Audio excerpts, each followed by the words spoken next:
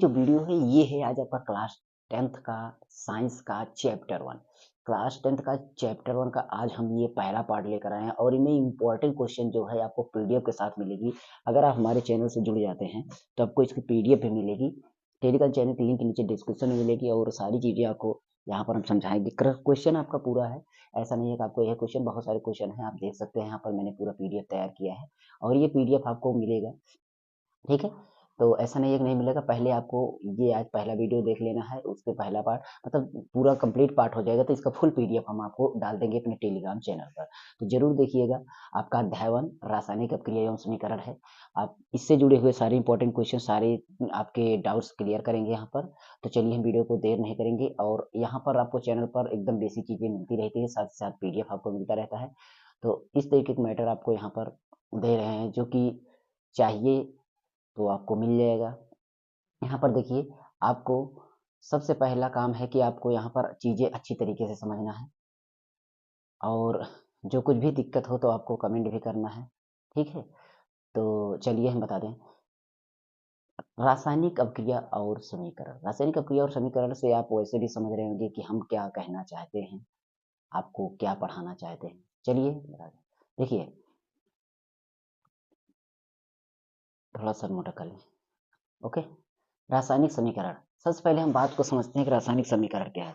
रासायनिक समीकरण आपको यहाँ पर बताया गया है कि किसी के प्रतीकात्मक निरूपण को, किसी भी समीकरण, किसी के प्रतीक निरूपण को रासायनिक समीकरण कहते हैं। मतलब आप कोई अपक्रिया दे रहे हैं, कोई भी बात बोल रहे हैं, उसको आप प्रतीकों के रूप में, प्रतीक मतलब चिन्हों के रूप में अगर आप उसको दे रहे हैं, तो आपको वो क्या बोला जाएगा? वो आपका बोला जाएगा रासायनिक समीकरण। यानी कोई आप समीकरण दे रहे हैं, यानी उसमें आप प्रतीक चिन्हों का यूज कर रहे हैं। रासायनिक आप समीकरण बना रहे हैं तो उसमें प्रतीक चिन्हों का प्रयोग कर रहे हैं, तो वो आपका रासायनिक समीकरण। देखिए, इसलिए समीकरण, इसे समीकरण इसलिए कहा जाता है, इसे समीकरण इसलिए कहा जाता है कि इसमें समता चिन्ह समझ रहे हैं, जो आपका बराबर चिन्ह होता है। यानी कि आप बोलना चाहते हैं कि आप नमक और पानी मिला के कुछ बना रहे हैं, कोई मिश्रण तैयार कर रहे हैं, तो नमक और पानी मिला रहे हैं, तो उसको आप नमक कैसे लिखा जाएगा उसको लिखिए, और पानी और जो लगा रहे और को कैसे लिखा जाएगा उसको लिखिए, पानी को उसमें उसके मिलने के बाद क्या बना वो भी,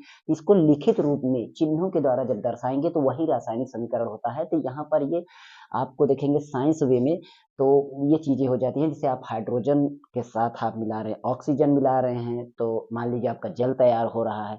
तो इस तरीके से आपको इसको लिखित रूप में देना हो और चिन्हों के साथ, तो यही रासायनिक समीकरण होता है। इसका भी और आपको डेफिनेशन यहाँ पर मिलेगी, क्लियर हो जाएगा, इसका मत चिंता मत करिए। तो एक सिंपल सा एक आपका डेफिनेशन था। तो चलिए यहाँ पर और समता चिन्ह का मतलब समझ रहे हैं, जब बराबर, ये जो बराबर लगाते हैं, ये बराबर चिन्ह आपका, इस चिन्ह को ही बोला जाता है, जो एरो वाला सिंबल है इसको ही बोला जाता है इक्वल यानी बराबर। ठीक है? आपका ये समीकरण में यूज होगा। तो यहाँ पर आपका प्रयोग किया जाता है। इसके स्थान पर यहाँ पर लिखा गया है, देखिए एरो, इसके स्थान पर एरो का भी प्रयोग किया जाता है। समता चिन्ह के बाईं ओर, समता चिन्ह के बाईं ओर क्रिया करने वाले अभिकारक लिखे जाते हैं। क्रिया करने वाले अभिकारक लिखे जाते हैं। ठीक है? तो इसके बाद आपका यहाँ पर क्या बोला गया? क्रिया करने अभिकारक लिखे जाते हैं और दाईं ओर उत्पाद लिखे जाते हैं। दाईं ओर उत्पाद और इस तरफ आपका अभिकारक। तो आपको 2-3 चीज़ें क्लियर हो गई। इसमें रासायनिक समीकरण जब होता है तो उसमें आपका चिन्ह का प्रयोग किया जाता है एरो का, यानी इक्वल को, समता चिन्ह को, इक्वलिटी जो होता है आपका, इसको हम किसके रूप में लिखेंगे? एरो के रूप में।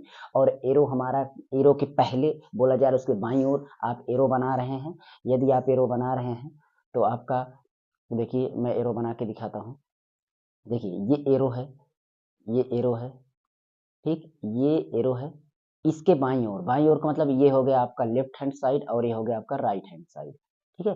तो इधर आपका अभिकारक होगा। क्या होगा आपका? इधर आपका अभिकारक होगा और इस साइड आपका उत्पाद होगा। यानी कि पहले जो आप मिला रहे हैं तो अभिकारक होंगे और जो उससे मिल करके एरो के बाद बनेगा वो उत्पाद होगा, याद रखना। ठीक है?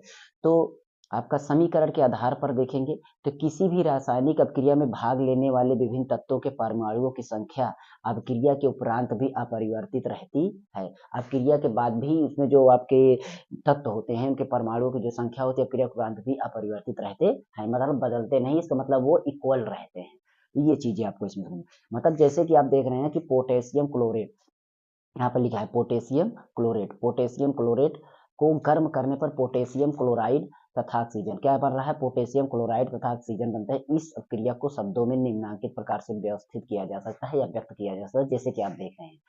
तो आपको यहाँ पर देखिए मिल रहा होगा, ठीक। तो इसको हम मिटा दें थोड़ा सा यहाँ पर, ठीक। अब इसके बाद देखिए यहाँ पर आपका ये देखिए, ये जो बना हुआ है ये देख रहे हैं ना, पोटेशियम क्लोरेट, उसके बाद इसमें पोटेशियम क्लोराइड। इधर आपका पोटेशियम क्लोरेट में आप देख रहे हैं पोटेशियम क्लोराइड प्लस ऑक्सीजन। तो यहाँ पर क्या क्या बन रहा है, पोटेशियम क्लोराइड और ऑक्सीजन बन रहा है, ठीक है। तो ये चीज, यही जो लिखित रूप में दिया गया है ना, यही तो आपका रासायनिक अभिक्रिया का एक निरूपण है। और इसी को अगर हम संकेतों के रूप में लिखें, यानी पोटेशियम, आप पहले ये समझिए, ये क्या हो गई आपकी एक अभिक्रिया हो गई, ये क्या हो गई आपकी अभिक्रिया, क्या हो गया, रिएक्शन हो गया, अभिक्रिया, बात को समझना, ये अभिक्रिया हो गया। लेकिन अगर इसी पोटेशियम क्लोराइड को अगर आप इसको आप इस तरीके से के, सिर्फ पोटेशियम का के हो गया, सी क्लोरेट का आपका क्लोराइड का मतलब Cl हो गया, तो ये जो चिन्हों के रूप में लिख रहे हैं आपको, आप पोटेशियम क्लोराइड ऑक्सीजन को O लिख रहे हैं, इनको अगर चिन्हों के रूप में, प्रतीकों के रूप में लिखे तो वो हो जाता है रासायनिक समीकरण। मतलब समझ गया होंगे केमिकल फार्मूला, केमिकल रिएक्शंस जो ये लिखे जाते हैं इक्वेशन, तो ये कैसे होते हैं, चिन्हों के द्वारा लिखे जाएंगे। और जो रिएक्शन होगी, अभिक्रिया होगी, उसको आप बता, मतलब ये पूरा पूरा ये आपकी अभिक्रिया है, ये क्या है, ये अभिक्रिया, लेकिन इसका चिन्ह के रूप में अगर हम लिख दे रहे हैं तो यही अभिक्रिया आपका एक समीकरण के रूप में कन्वर्ट हो जाएगी। बात को समझ गए होंगे शायद आप समझ गए बात को। चलिए, सबसे पहले रासायनिक समीकरण द्वारा रासायनिक अभिक्रिया का निरूपण सन, देखिए सन आपका यहाँ पर कितना लिखा है, 1615। देखिए यहाँ पर मतलब 1615 में जीन, कौन कौन वैज्ञानिक हैं, जीन पेगुइन, जीन पेगुइन ने किया। कौन से वैज्ञानिक थे, जीन पेगुइन थे, ध्यान देना, जीन पेगुइन, ओ सॉरी बेगविन, जीन वेगविन। इसमें आपका 1615 में आपका इन्होंने इसका नाम, मतलब इस क्रिया को निरूपित किया पहली बार आपका। तो ये आपका कंफर्म हो गया कि इसमें हम क्या बताने वाले थे, ठीक है। तो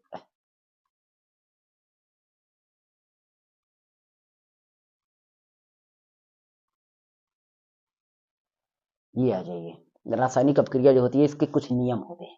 नियम एक बार समझ लीजिए, वही बात कि जब आप ये कि एरो बनाते हैं, इसमें आप एक एरो बनाएंगे, ये एरो बन गई ना, इस एरो को जब आप बनाते हैं तो इस एरो में देख रहे हैं, तो जो भाग लेते हैं अपक्रिया में, जो भाग लेते हैं, ये अपक्रिया है, अपक्रिया में जो भाग लेंगे तो अभिकारक जो अपक्रिया में भाग लेते हैं, चिन्ह जो तीर होता है, इस तीर के बाईं ओर लिखा जाता है। मतलब समझ गए, अभिकारक किधर होता है, अभिकारक आपका इधर होता है, बात समझ गए, अभिकारक आपका इधर होता है। और उसके बाद उत्पाद, उत्पाद आपका इधर होता है, उत्पाद आपका इधर होता है।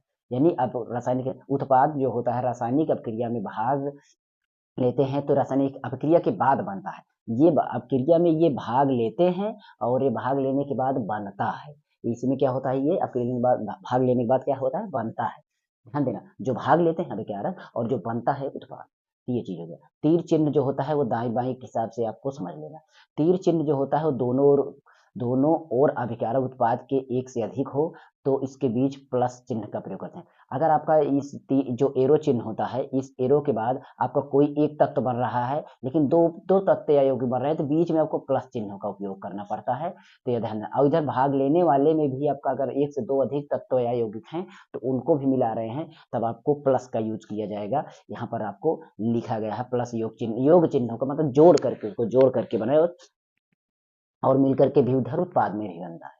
तो इस तरीके से तीर चिन्हों का निर्देशित यह करता है कि अभिकारक क्रिया के बाद उत्पाद बनाता है, यानी अभिकारक जो होता है सॉरी, अभिक्रिया के बाद क्या होता है, वो उत्पाद बनाता है। कभी कभी तीर चिन्ह जो होते हैं उसके स्थान पर आप इक्वल का प्रयोग भी किया जाता है। कभी कभी आप तीर चिन्ह को जगह पर आप इक्वल चिन्ह का प्रयोग भी कर सकते हैं, लेकिन आजकल तीर चिन्ह का ही प्रयोग होने लगा है आजकल के जमाने में। यानी अभी करंट में आप देखेंगे, मॉडर्न एज में आप देख रहे हैं, तो आपको एरो का ही प्रयोग करना है, इक्वल का प्रयोग नहीं करना है। ये चीज आपको समझ लेना है, ठीक है। तो जहां तक आप था, ये अपक्रिया के आपके जो इसमें लिखने के नियम थे, अपक्रिया कैसे लिखेंगे उसके नियम आपको हो गए। अब रासायनिक समीकरण जो होता है, इसकी कुछ मुख्य बातें आप जान लीजिए। रासायनिक समीकरण की कुछ मुख्य बातें, इनकी मुख्य बातें क्या है? रासायनिक समीकरण जो होता है, उसकी पहली बात क्या है? रासायनिक समीकरण किसी वास्तविक रासायनिक अभिक्रिया का सूचक होना चाहिए। मतलब कोई एक वास्तविक रासायनिक अभिक्रिया हो, उसका सूचक होना चाहिए। रासायनिक समीकरण ऐसे आप फोकट का नहीं बना सकते। हमारे कहने का मतलब आप रासायनिक समीकरण तभी बना सकते हैं जब कोई एक अभिक्रिया हो, कोई वास्तविक रासायनिक अभिक्रिया हो रही हो, तभी तो आप रासायनिक समीकरण बने। मतलब आप समझिए, रासायनिक अभिक्रिया जो बनती है उसको लिखित रूप में संकेत चिन्हों के रूप में प्रयोग करते हो तो रासायनिक समीकरण लिखते हैं। तो रासायनिक समीकरण कैसे लिखेंगे? जब अभिक्रिया होगी तब ना। तो वही बोला जा रहा है, समीकरण संतुलित हो, समीकरण जो उसमें बने, वो रासायनिक समीकरण जो बना है वो संतुलित हो, और तीर चिन्हों के दोनों ओर के तत्वों की परमाणु संख्या क्या होनी चाहिए? समान हो चाहिए। दोनों तरफ जो दोनों तीर के दोनों साइड के जो तत्व हो यौगिक को, उनकी संख्या क्या होनी चाहिए? परमाणु संख्या समान होनी चाहिए। इसके बाद आपका है तीसरा पॉइंट, अभिक्रिया के संबंधित सभी अभिकारक जो होते हैं, जो रिएक्टेंट होते हैं, रिएक्टेंट मतलब जो भाग अभिकारक होते हैं वो भाग लेते हैं, और जो प्रोडक्ट्स होते हैं वो उत्पाद होते हैं, इंग्लिश में है ये। तो दोनों ज्ञात होने चाहिए। अभिक्रिया संबंधित जो भी अभिकारक हो, उत्पाद हो, वो पक्का होना चाहिए कि हाँ कुछ अभिकारक है, कुछ उत्पाद है। ऐसा नहीं है कि आप अभिकारक ना उत्पाद बने ही, उत्पाद बन गया तो अभिकारक हो ही ना, ऐसा नहीं है। दोनों होने चाहिए निर्धारित। तो यह प्रतीक चिन्ह धातु या अन्य तत्वों से के अणुसूत्रों द्वारा व्यक्त होना चाहिए। अणुसूत्रमुखी जो होना यानी मॉलिकुलर होना चाहिए, यानी कि अणुओं के द्वारा ये बने होना चाहिए, अणुओं द्वारा बनेंगे। जैसे सोडियम और कैल्शियम, क्रमशः ये सोडियम है, ये कैल्शियम है, इसके द्वारा आप नाइट्रोजन और ऑक्सीजन, नाइट्रोजन और ऑक्सीजन द्वारा व्यक्त होना चाहिए। तो ठीक है, नाइट्रोजन और ऑक्सीजन द्वारा एन और ओ द्वारा, तो एन और दो, एन और ओ मतलब आपका जहाँ पर जरूरत हो इसको आप इस तरीके, जैसे नाइट्रोजन है तो इसको 2 लगाइए, ऑक्सीजन है इसको 2 लगाइए, हाइड्रोजन है इसको 2 लगा के ऐसे लिखा जाए, Cl है Cl2। तो ये गैसें हैं, इसमें आपको क्या करता है 2 लगा कर आपको क्रिया लिखी जाती है। तो ये चीज आपका होता है। लेकिन कैल्शियम जो होते हैं, जैसे कैल्शियम तो आप Ca लिखेंगे, सोडियम जो होते हैं ऐसे लिखेंगे। तो ये चीजें, ये आपके अलग प्रकार के धातु, मतलब ये अलग तत्व हैं, और ये आपके अलग तत्व होते हैं, इसलिए इनको आप 2 लगा कर लिखेंगे। ये अलग पोजीशन होता है। इसको हम यहाँ पर थोड़ा सा देखिए, चित्र दिया गया है, इस चित्र को समझिए, जो कि एनसीईआरटी से आपके खास लिया गया है। एस चिन्ह कहीं पर आपको जो रासायनिक समीकरण लिखते हैं, एस कहाँ पर प्रयोग हुआ रहता है, उसको समझने के लिए आपको सॉलिड, क्या सॉलिड, ठीक है, सॉलिड का मतलब आप समझ रहे हैं, जहां कहीं भी आपको यस लिखा मिले उसको आप बोलते हैं क्या? सॉलिड बोलते हैं। क्या बोलते हैं उसको? आप सॉलिड बोलते हैं। और अगर कहीं पर आपको देखिए एल की तरह चिन्ह, एल की तरह, एल आप समझ रहे हैं ना, एल की तरह अगर आपका प्रयोग हो रहा है तो इसका मतलब वो क्या है? वो आपका लिक्विड है। क्या है आपका? लिक्विड है, ध्यान देना, वो आपका लिक्विड है। तो जैसे कि देखिए, ये वाला चिन्ह लिक्विड का, एस वाला आपका सॉलिड का, जी अगर हो तो गैस हो। ये सूचक चिन्ह होते हैं, संकेत चिन्ह होते हैं। अगर आपका क्रिया में रासायनिक समीकरण में कहीं पर एस लिखा हुआ है, इस तरीके से देकर एस मतलब आपका लिखा है, एल लिखा है, एस जी लिखा है, तो इस तरीके के मान होंगे। लेकिन अगर एक तरफ एरो चिन्ह हो तो इसको बोलते हैं अनुक्रमणीय क्रिया। कौन सी अक्रिया? अनुक्रमणीय क्रिया। अनुक्रमणीय क्रिया ऐसी होती है जो एक ही तरफ की जाती है, एक ही तरफ जाती है। और उत्क्रमणीय क्रिया वो क्रिया होती है जो दोनों साइड चलती है, इधर भी उधर भी, दाएं बाएं दोनों तरफ चिन्ह रहता है, ये होता है। और कभी कभी जो देखिए नीचे की तरफ चिन्ह हो तो इसका मतलब अवक्षेप बन रहा है, अवक्षेप का हुआ मतलब उसमें कुछ अवक्षेप बच रहा है। जैसे आप गैस निकल रही है तो कुछ बच रहा है, आपका कुछ बनाए तो बन तो गया, लेकिन उसके साथ साथ कुछ बच हो, छन के निकल जाए। जैसे आप बनाते हैं, कभी कभी कुछ बनाते हैं, चाय बनाते हैं तो चाय पत्ती अवक्षेप के रूप में प्राप्त हो जाती है, निकल जाती है ना, तो वैसे इसमें समझना है। यानी आप नीचे की तरफ चिन्ह लगा हुआ है तो इसका मतलब अवक्षेप बच रहा है, बाकी अपने काम का चीज, लेकिन अवक्षेप उसमें बच रहा है। उसके बाद ऊपर की तरफ एरो लग रहा है ना, तो इसका मतलब वो गैस है। वो क्या है? वो गैस का सूचक है, गैस बनने का सूचक है। इसके बाद यहाँ पर देखते हैं के प्लस में, और देखिए जो ये के लिखा है प्लस में या माइनस सी एल लिखा है, इसका मतलब ये क्या है? ये मुक्त उष्मा यानी उष्माक्षेपी अपक्रिया का सूचक है। कहीं पर आपको प्लस के लिखा है और ये माइनस सी ए एल लगा लिखा है, तो इसका मतलब ये इसमें उष्मा उत्पन्न हो रही है, इसमें उष्मा जो है ना, ये उष्माक्षेप के रूप में मिल रही है, यानी बन रही है, उसमें बची हुई है।